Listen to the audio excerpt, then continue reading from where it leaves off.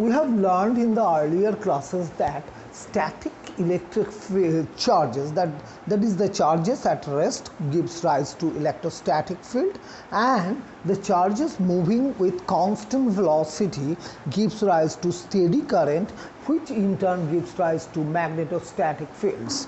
The electrostatic and magnetostatic fields are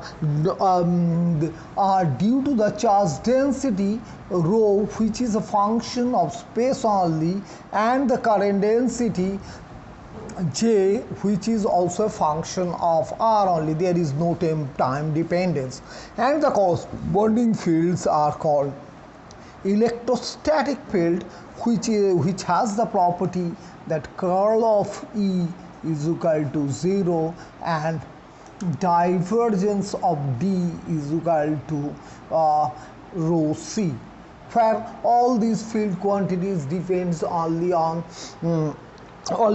space coordinates. Similarly, the magnetostatic field is this B of R, which has the property that curl of V is equal to mu 0 J and divergence B is equal to 0. These are the characteristics of electrostatic and static fields. These are known as static fields. It was assumed or seemed to the scientist at early stage before Faraday that the electrostatic and magnetostatic phenomena are not interrelated with each other. The only relation is that electric current produces magnetic field, and it was discovered by Ørsted around 1820. Soon after the discovery of Ørsted, scientists tried to establish the reciprocal effect, that is, can electric field be produced from magnetic field? Faraday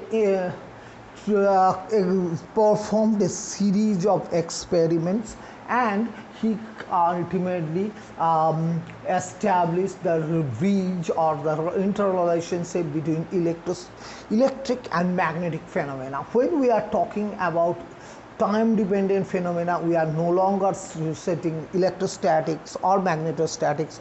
In other words, we say electric and magnetic phenomena, or in together electromagnetic phenomena or electrodynamic phenomena. So what Faraday did? Faraday firstly, he took a closed loop connected with a sensitive galvanometer. He took a closed current carrying loop connected with a galvanometer, sensitive galvanometer, and he first took a bar magnet. Say the north pole of the bar magnet is nearer to the current loop, and south pole is further. Now, when he moved the magnet towards the circuit or towards the loop, it is found that the galvanometer gives a deflection. When say to the left, when the bar magnet is taken away from the loop, with still north pole being closer to it, the deflection is in the opposite direction. If we now reverse the polarity, that is, if we bring the south pole nearer and north pole further, and when it is moved towards the circuit, it is found that deflection is in the opposite direction, and when it is taken away from it, deflection is in the original direction, that is when the north pole was approaching the circuit. This is one set of experiment, and he further found the amount of deflection. The amount of deflection depends on the rate at which this bar magnet is approaching or moving away from the loop. When both of them are made to move together, with the same velocity, that is, there is no relative velocity, no deflection is found in the galvanometer. Instead of moving the magnet, if the coil is moved either towards the pole, towards the bar magnet, or away from the bar magnet, galvanometer shows deflection, and the deflection is in opposite directions. This is one of the set of experiments that Faraday performed. He performed another set of experiments. This is, he took two nearby coils. One is fitted with a battery and other one is fitted with a variable resistance. That is, it is a rheostat. This is an active circuit, and this circuit is generally known as primary circuit. And this is a passive circuit, it is called secondary circuit.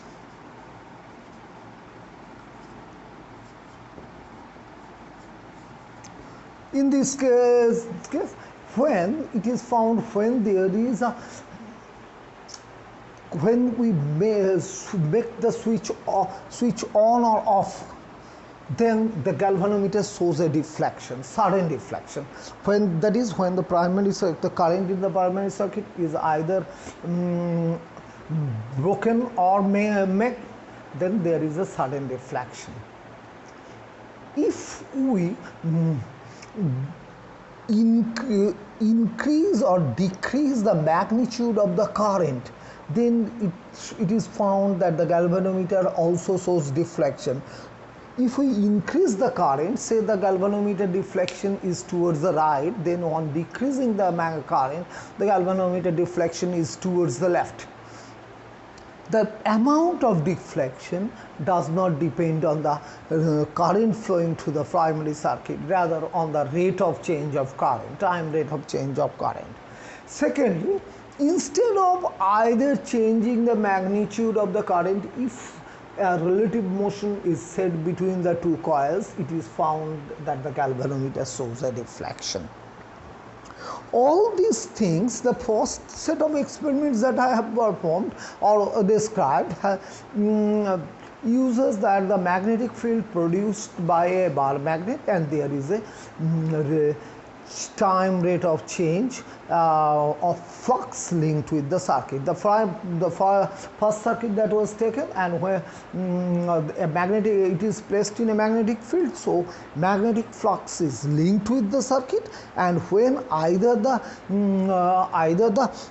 bar magnet is made to move or the coil is made to move, the flux linked with it changes with time, and the galvanometer shows a deflection. In the second set of experiment that is drawn on the board right now, in this case also the primary circuit current, either a current flows through the primary circuit, and it produces a magnetic field, and a flux is linked with the secondary circuit.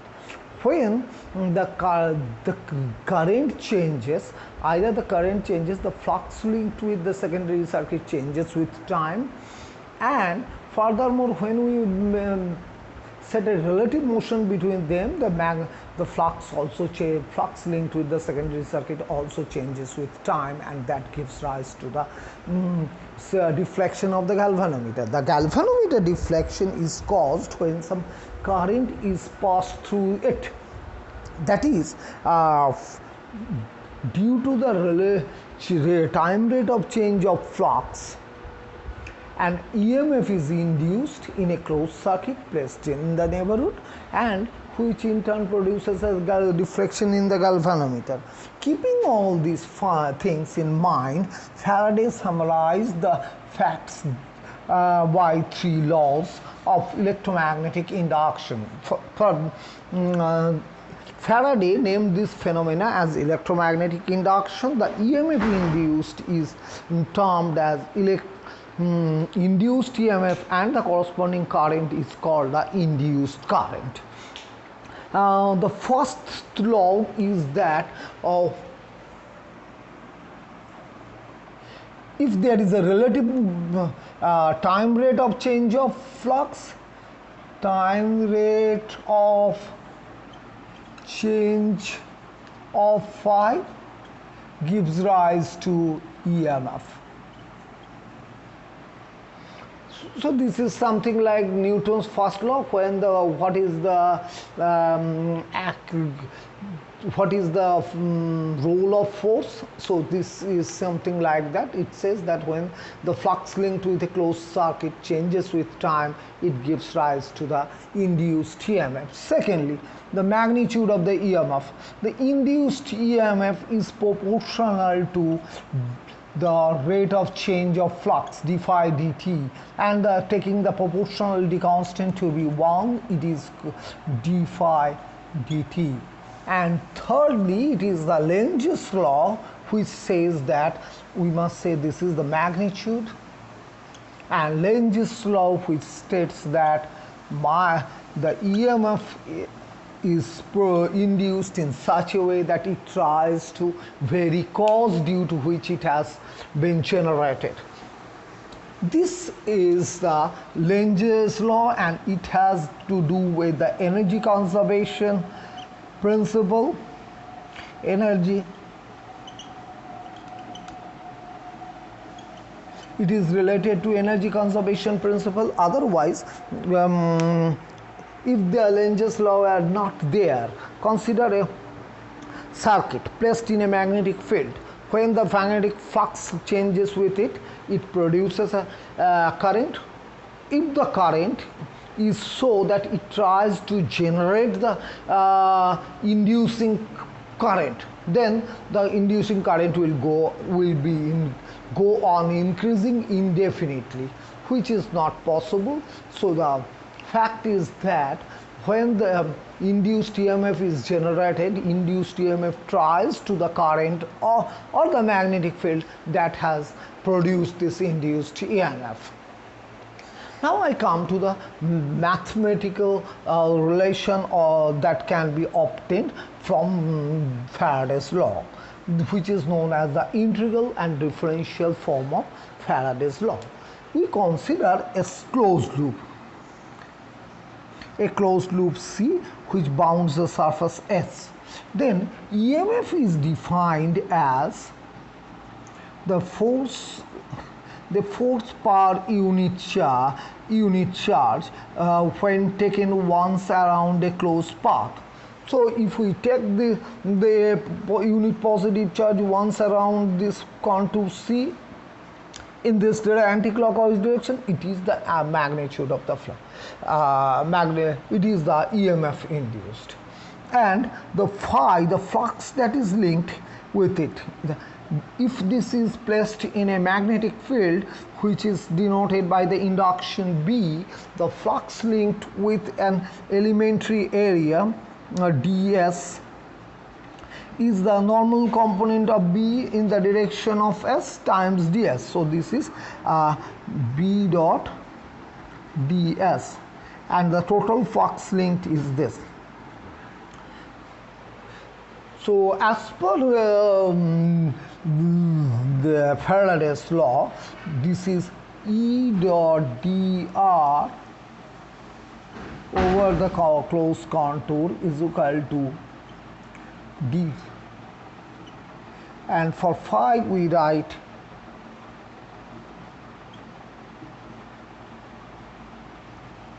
over S. If we convert this into a surface integral by using Stokes' law,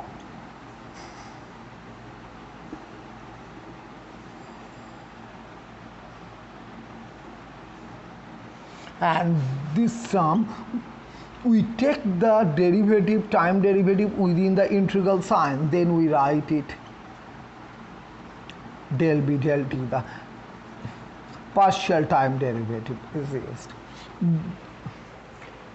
Note this expression. This expression has been integrated, the flux has been integrated over the finite surface. So this quantity is no more a function of space variable, so it is a function of time variable, so total time derivative has been used. When this differentiation is taken into the integration sign, b depends on space coordinate as well as time coordinate, so the time derivative has to be a partial derivative. If we take these two on the same side, then we get curl E plus del B del T dot ds is equal to 0. The integration will be 0 when the integrand itself is 0. So curl of E is equal to minus del B del T. This is known as the integral form of Faraday's law. Faraday's law, and this is the differential form.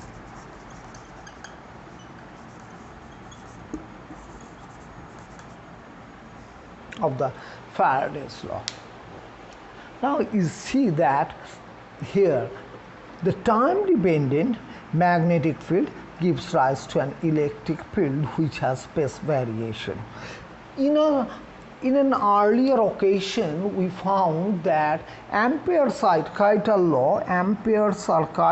law in its original form reads as divergence B is equal to mu 0 J, and when we use the non-static phenomena, this has to be augmented by mu 0 del D del T, where del D del T was termed as displacement current.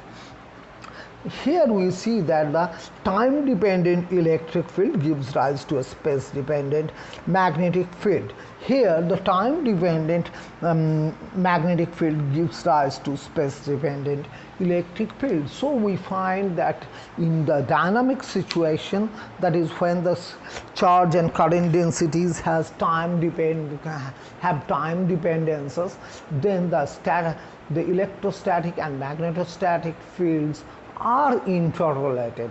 Furthermore, the electric field, not the electrostatic field, the electric field is no more conservative. Its curl is related to time rate of change of magnetic field. So the fields are no more conservative.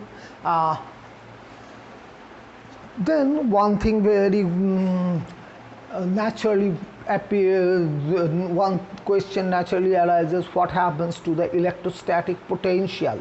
We define the electrostatic potential from the fact that divergence of E, like curl of E is equal to 0, but in the dynamic situation curl of E is no more 0, so we cannot define scalar potential right now. So we have to do something else. Let me come to that point, and then so we call the electromagnetic potential electromagnetic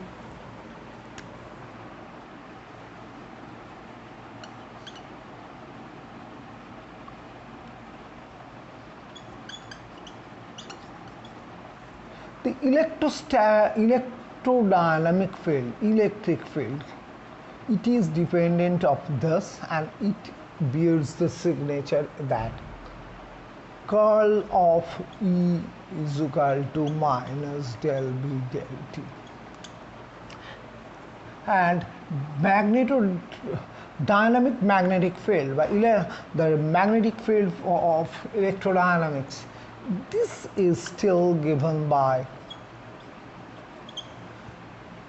since divergence of B is 0, we can define B to be curl A.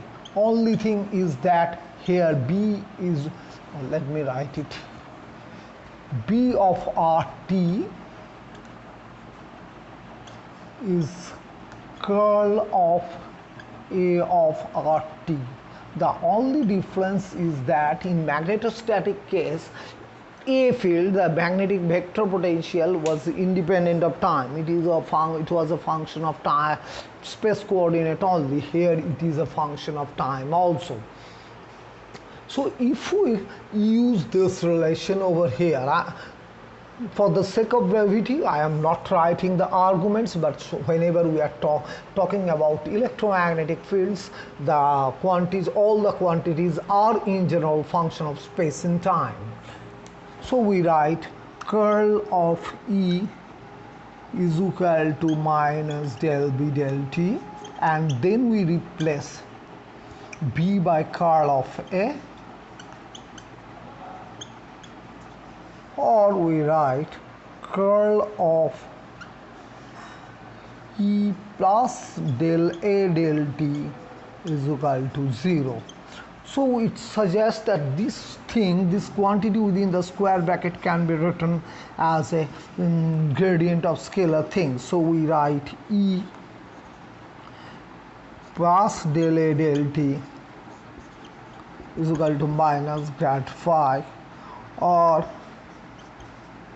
E of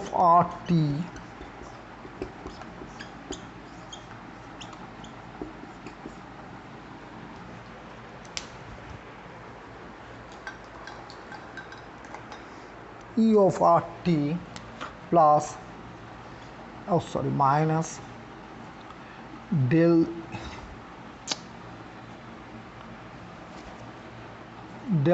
A del T. These two are called the electromagnetic potential. Now I again come back to the electromagnetic induction. You will find that the electromagnetic induction or the induced EMF generates only when there is a relative motion or the flux, when the flux linked with a closed circuit changes with time. These things, this change in flux can be taken into can take place in three ways. When a closed coil moves in a static magnetic field. Second case is that when a static loop is placed in a time varying magnetic field, and secondly when a moving loop is placed in a time varying magnetic field. Third one is the most general case. So firstly we consider a static loop in a time varying magnetic field.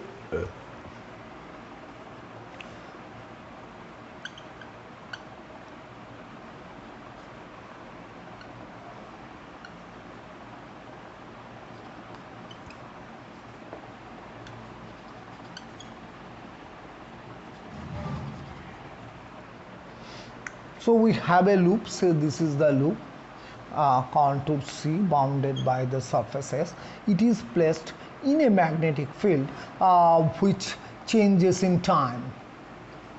This field is a function of space and time.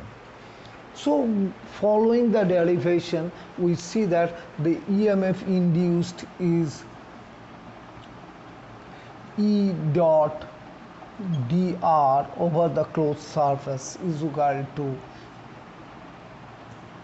minus d phi dt. So this is the EMF, and this is equal to minus del B del T dot ds. And if we change the both of them into surface integral, we get this EMF. The EMF that is generated in this expression is called the transformer EMF.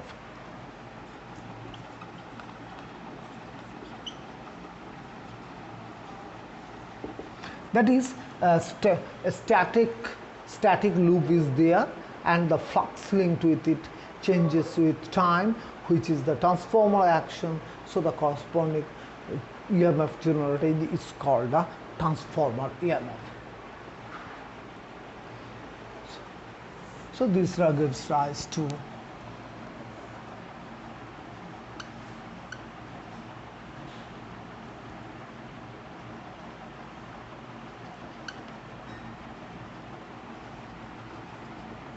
secondly, we consider a moving loop in a static magnetic field.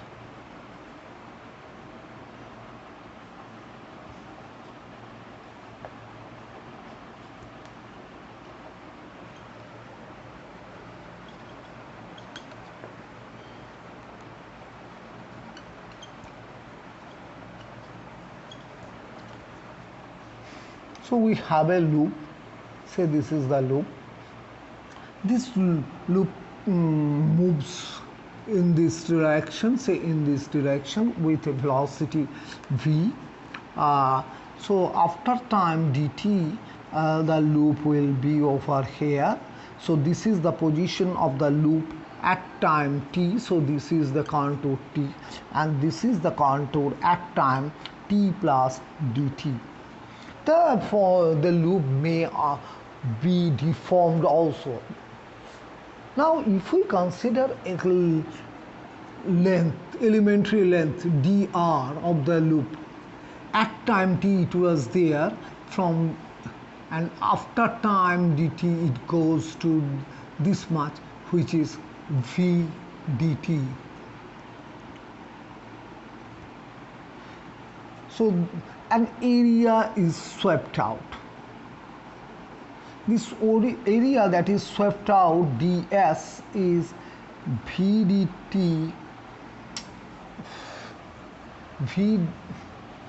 dt cross dr. This is the area swept out. This elementary length element dr in time t sweeps out this this much of area. Now, if we consider that the charges within this ring is moving with a velocity u, then u and dr are parallel. So to an observer fixed in lab, the charges within this loop moves with a velocity u plus b, the vector sum of this, and the corresponding if magnetic field be the b, then this is the Lorentz force, and furthermore you may have an electrostatic field, static field. So this is the total force acting on a unit positive charge. So this is the effective electric field, we call it, this is the effective electric field. So EMF is equal to, EMF is defined as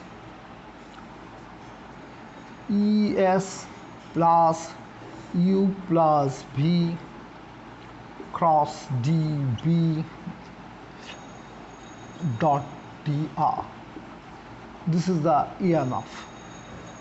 Now first thing, since it is electrostatic field, this is 0, and U and dr are parallel, so we land off with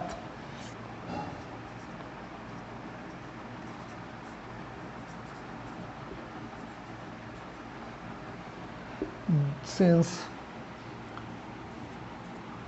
for static field E dot dr is 0 and U is parallel to dr at each and every point.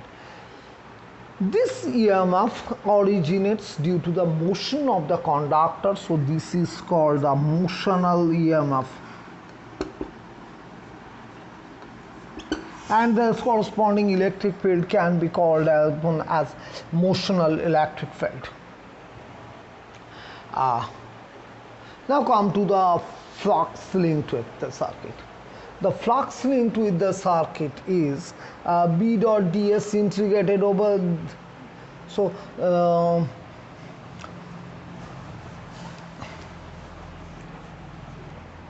d2 phi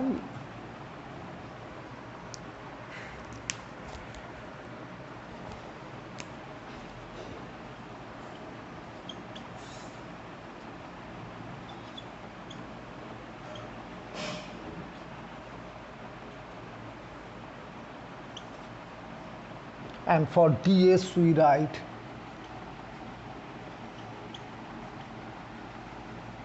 since this expression involves product of two differentials, we have used double differential on the left. So if we want, this is the flux linked with the area element ds swept out by then element dr in time dt. So what is the total flux linked linked with the coil between its position at t and t plus dt? So this is d phi is equal to integration over loop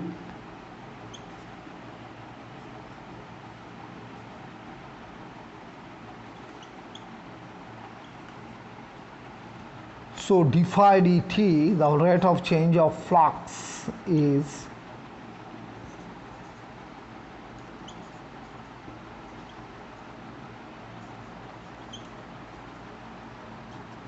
this is a scalar triple product. We can write it as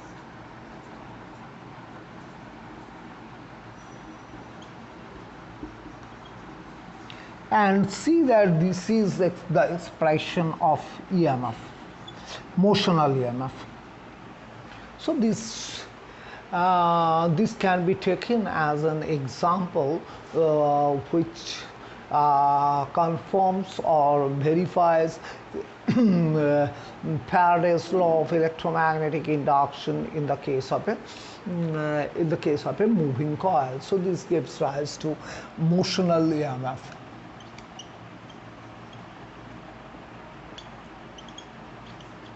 And the third case would be when the magnetic moving coil is placed in a time varying magnetic field. In that case, the total effect will be the transformer EMF plus the motional EMF.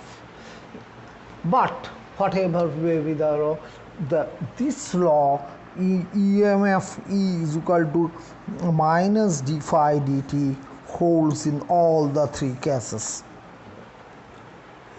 So in the next class I shall consider an example